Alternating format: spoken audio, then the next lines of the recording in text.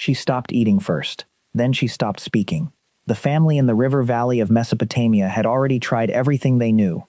Food left untouched by her bed, the house kept quiet, an offering burned at the household shrine until the smoke thinned into nothing. Nothing reached her. She lay facing the wall for days at a time, and when she did speak, it wasn't to anyone in the room. Eventually, the family did what any household in that world would do next. They didn't send for a physician, they sent for a priest. Because in Mesopotamia, nearly 4,000 years ago, a person who stopped eating, stopped sleeping, stopped speaking, and stared at nothing for weeks at a time wasn't considered sick in the way we'd use that word. They were considered occupied.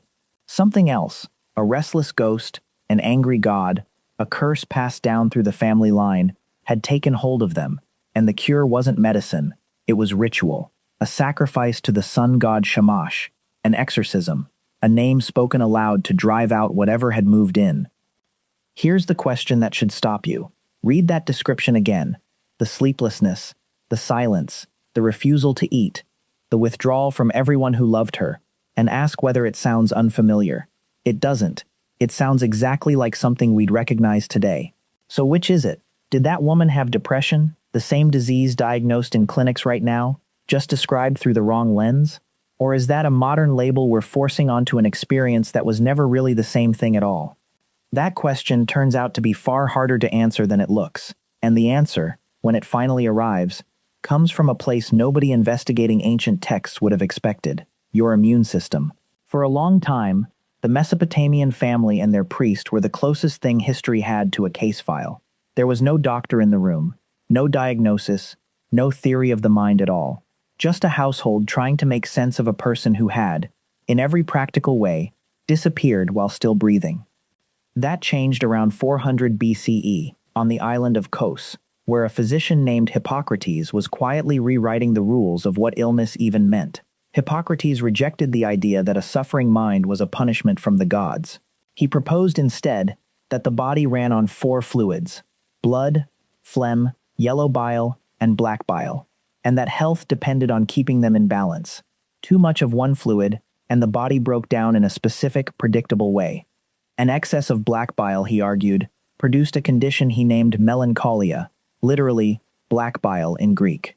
And when Hippocrates described what melancholia looked like in a real patient, the resemblance to something we would recognize today is almost unsettling. Prolonged fear, despondency that wouldn't lift, insomnia, restlessness, irritability, a refusal of food. He was describing a chemical imbalance that doesn't exist. Bile has nothing to do with mood, and yet the symptoms he wrote down, purely from watching real people for years, line up with the modern clinical picture of depression, almost point for point. That's the first real clue. The theory was wrong. The observation was correct. Somehow, a physician working 24 centuries ago, with no knowledge of neurons or serotonin or brain chemistry, watched real human suffering closely enough to describe something that still holds up. A generation or two later, another Greek physician, Orrek of Cappadocia, went further. He noticed that some of his melancholic patients weren't dull and withdrawn all the time. Some swung, over months or years, into periods that looked almost like the opposite condition: energized, reckless, sleepless in a completely different way. He was describing, without a name for it, the pattern we now call bipolar disorder.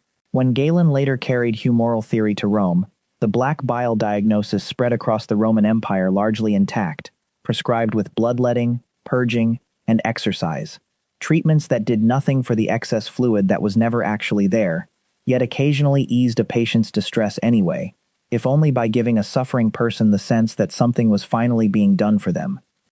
But melancholia in the ancient world wasn't only darkness. Aristotle, working in the generation after Hippocrates, noticed something that should have been a contradiction. He observed that an unusual number of history's greatest poets, philosophers, and statesmen seemed to share the melancholic temperament, as though the same excess of black bile that produced despair in one person produced genius in another. It wasn't purely a disease to the Greeks. It was closer to a dangerous gift, a condition that could ruin you or elevate you, and sometimes both in the same lifetime. That idea should sound familiar too. Long before any clinician spoke of a link between mood disorders and creativity, the Greeks had already noticed the pattern sitting right in front of them. They simply explained it with a fluid instead of a brain. The observation survived, only the mechanism kept changing. 3 centuries later, the Roman statesman Cicero pushed the idea further still. He wasn't a physician, but he was paying close attention to grief, and he argued that melancholia grew out of very human experiences: fear, anger, and above all, loss. For the first time, someone was describing the condition as something that happened to a mind because of what had happened to a life, rather than something that happened to a body because of a fluid inside it. It was a small shift. It would take almost 2,000 years for medicine to fully catch up to it, and in the meantime, the treatments on offer stayed exactly where Hippocrates and Galen had left them: purges, bleeding, and bitter herbs, aimed at a fluid that was never really the problem. And then, for a long stretch of history, things got worse rather than better. As classical medicine faded and religious explanations took over, the compassion in Cicero's framing disappeared with it. In post-classical and medieval Europe, a person locked in the same silence, the same refusal to eat, the same withdrawal that Hippocrates had once treated as illness, was now treated as moral failure, weakness, sin. Some were shackled, some were beaten. Some spent years in a locked room for a condition nobody around them had the language to name, let alone cure. Sit with that for a moment. Somewhere in a farmhouse or a monastery, a person who was already suffering the worst thing their own mind could do to them was being punished for it, by people who genuinely believed they were helping. It's a strange kind of irony that medicine spent 2,000 years arguing about the wrong cause of melancholia, and somehow still ended up further from compassion than where it started. So across roughly 2,000 years of recorded history, 3 completely different explanations were offered for the same set of symptoms: a wandering ghost, an excess of bile, a moral failing. Different causes, different cures. But strip away every one of those theories and look only at the descriptions: the sleeplessness, the withdrawal, the refusal of food, the flatness that swallowed a person from the inside, and you're left with something oddly consistent. The theories kept changing. The disease didn't. Which brings us back to the real question. If ancient people were clearly describing the same set of symptoms doctors diagnose as depression today, does that mean they were experiencing the exact same disease we do, or just the same surface behavior for a completely different underlying reason? For most of the 20th century, nobody could answer that, because nobody understood where depression actually comes from. That changed only recently, and the answer arrived from a direction nobody investigating ancient texts would have guessed: immunology. In 2012, researchers at Emory University, psychiatrist Andrew Miller and his colleague Charles Raison, published a theory that reframed the entire disease.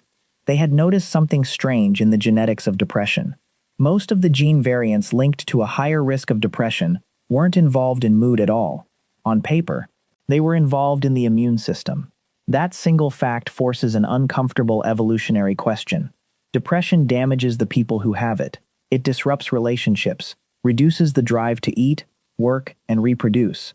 By almost every measure evolution cares about, it should have been erased from the human gene pool a very long time ago. So why hasn't it been? Miller and Raison's answer is the reveal this entire story has been building toward. For nearly all of human history, the single greatest threat to survival wasn't a rival tribe or a predator.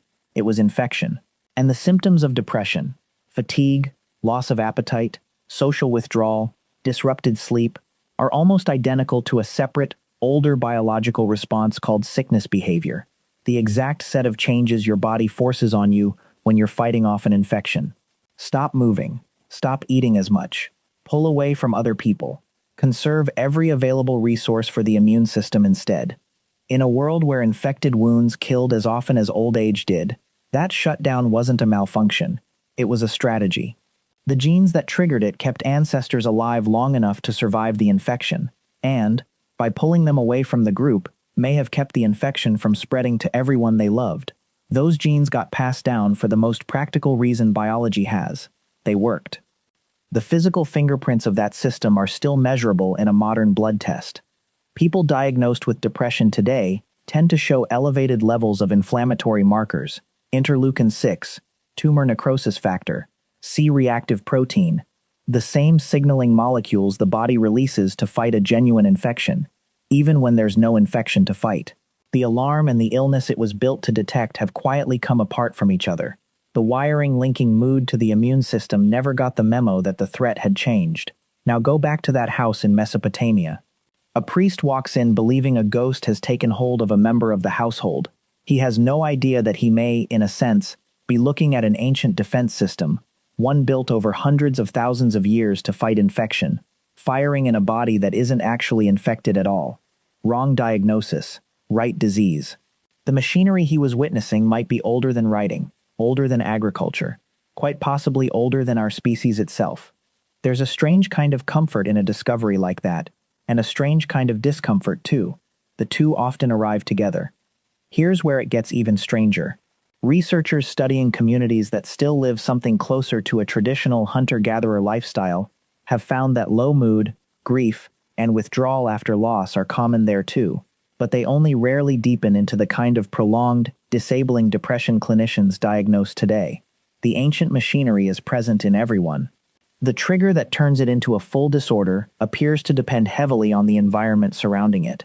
That single detail flips the whole documentary on its head. If depression itself were purely a modern disease, you'd expect it to show up wherever life is hardest, and traditional societies facing infection, injury, and food scarcity have plenty of hardship. Instead, the opposite pattern shows up. The alarm is ancient and universal. Something about the world it now goes off in is what's changed. Which raises the real, uncomfortable modern question this story has been circling the entire time.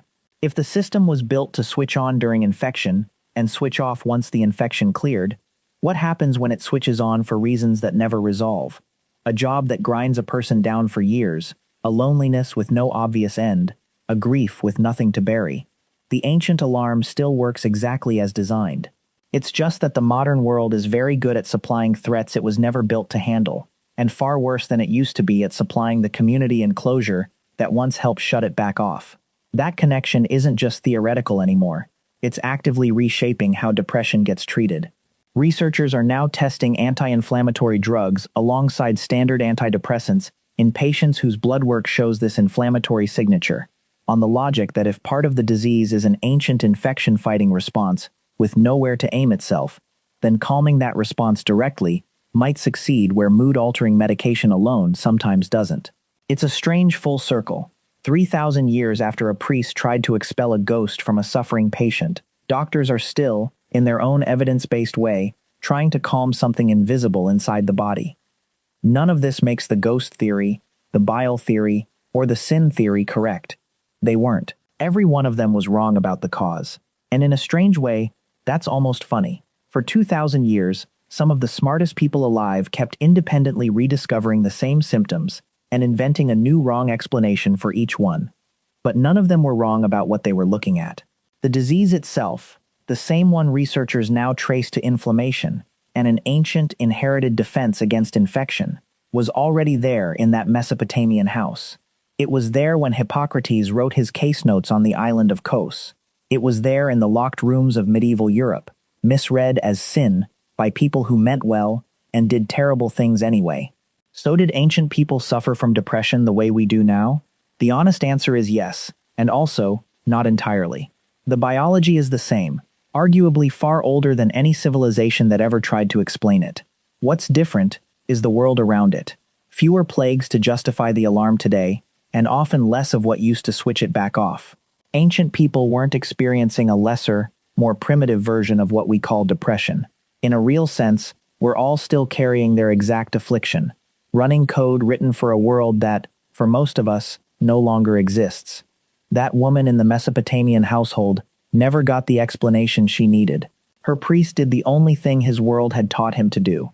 But 4,000 years later, in a lab far from that house, researchers finally started asking the right question about what they were actually seeing, and started looking not at ghosts, but at the immune system quietly running its oldest program, in a body it was still, in its own way, trying to protect. If you've ever wondered why grief and sickness feel so strangely similar in the body, the same exhaustion, the same loss of appetite, the same pull toward silence, now you know why. It's possible they were never two different things to begin with. Somewhere inside every person who has ever felt that particular kind of heaviness, An alarm built for a different world is still quietly doing the only job it was ever given.